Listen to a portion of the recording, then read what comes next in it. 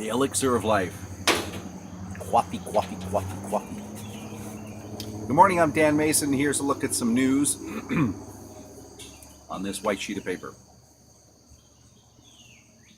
British scientists at the University of Birmingham have announced that they have been able to recreate human brain cells, and they took these from human skin cells and transformed them into neurons, and then 3D printed onto a cluster that resembles the structure of a brain. The hope is that they will be able to one day repair damage caused by Alzheimer's disease and possibly go on to grow like a new brain structure for damaged areas of the brain. So you see, there is hope for the U.S. Senate.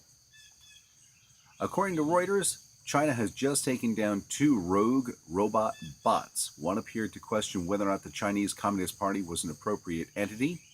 The other one indicated that as a robot, it one day dreamed of traveling to the United States of America. The CPUs and the hard drives have been pulled from the mainframe computer. Rumor has it they are now working in a recycling plant sorting out plastic bottles.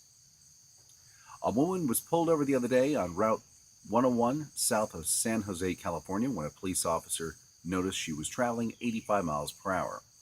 The officer approached the vehicle and then asked her for the driver's license and registration. Passenger helped out trying to look for the registration. Hey, this happens. You know where that sucker is. He was looking through the car, and at one point his hand slid underneath the seat, went right back up to his lap. This, of course, provoked the police officer, and he pulled out his gun and aimed it at the passenger.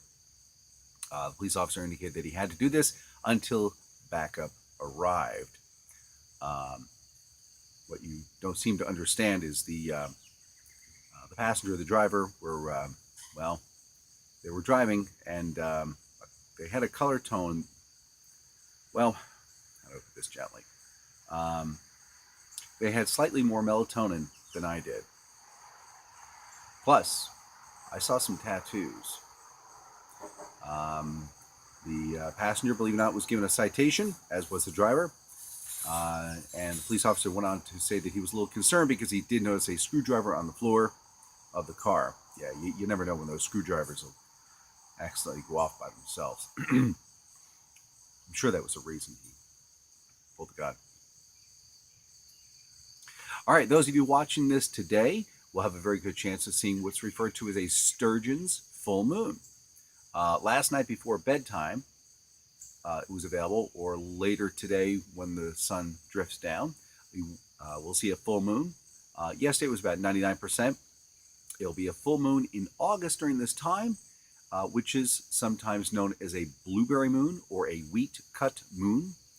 And because it's called a sturgeon moon is because that type of fish is very plentiful in the Great Lakes, and this was brought about, the knowledge thereof, by Native American tribes who recognize this each year.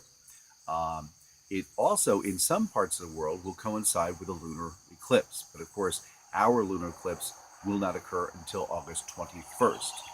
So, that means that the lunar eclipse that is occurring in some areas of East Asia today, Europe, Africa, and Australia, so it's not really a Sturgeon's full moon, unless, of course, you have the eclipse. So it's not really a full eclipse here, of course, not until August 21st, but it is occurring in East Asia, Europe, Africa, and Australia, as I mentioned. So if it's really a Sturgeon's full moon in East Asia, Europe, Africa, and Australia, that'll happen, provided they have the Great Lakes over there today. But anyway.